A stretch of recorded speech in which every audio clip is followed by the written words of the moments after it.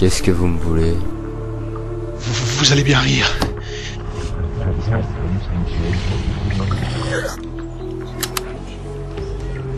Tout ne s'est pas passé comme prévu. Eric, j'ai besoin de vous de toute urgence. C'est une mission des plus faciles. Eric, on vous croyait mort.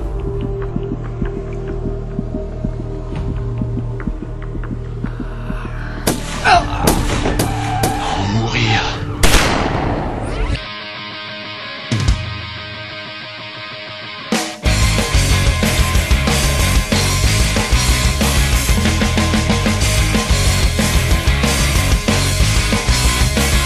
Salut à tous, et on est donc parti pour la deuxième critique du mercredi en vidéo, avec cette fois-ci le décryptage de l'un des Machinima The Movies les plus énigmatiques de l'année 2009.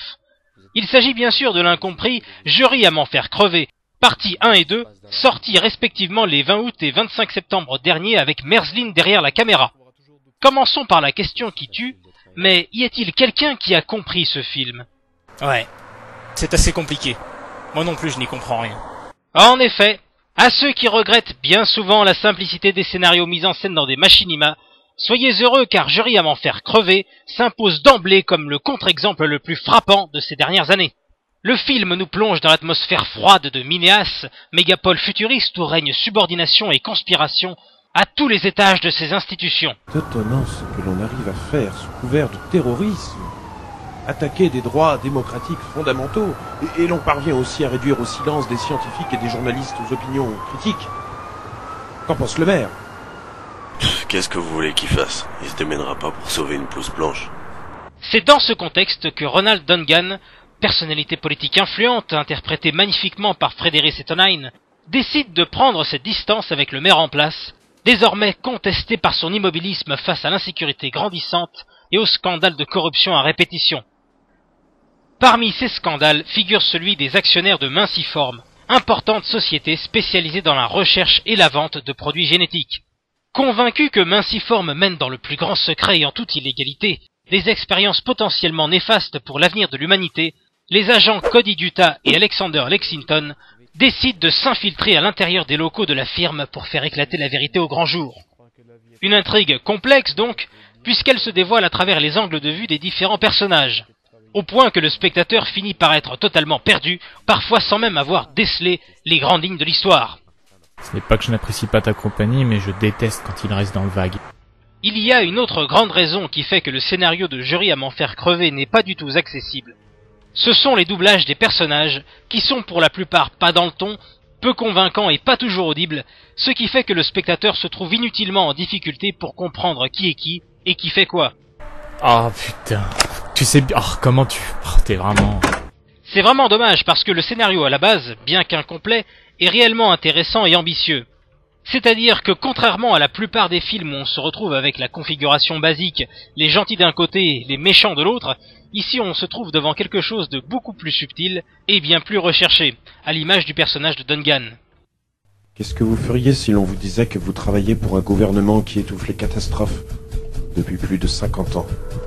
Feriez-vous à ma place si vous appreniez qu'un seul homme peut sauver votre fille?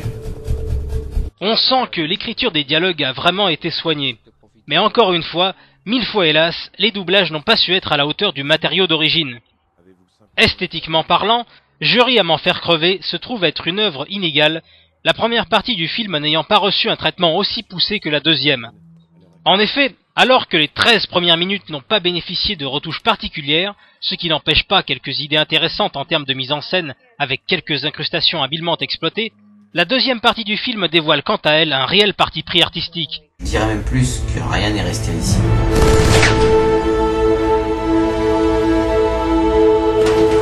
Non.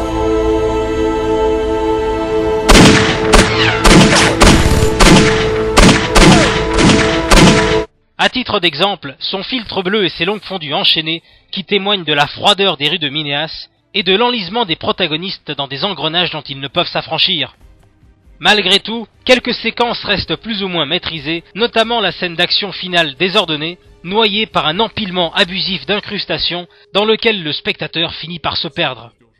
Pour finir sur une note positive, gardez à l'esprit que par son scénario complexe, son esthétique globalement intéressante et son ambiance sonore maîtrisée, Je ris à m'en faire crever reste un bon machinima pour peu qu'on lui accorde l'attention qu'il mérite. Sur ce, je vous dis à bientôt, avec la semaine prochaine un nouveau rédacteur pour décortiquer un autre film. Car moi je n'irai pas plus loin, je tiens ma tête entre mes mains, qui n'y reconnaît pas de son métier, je ris à m'en faire.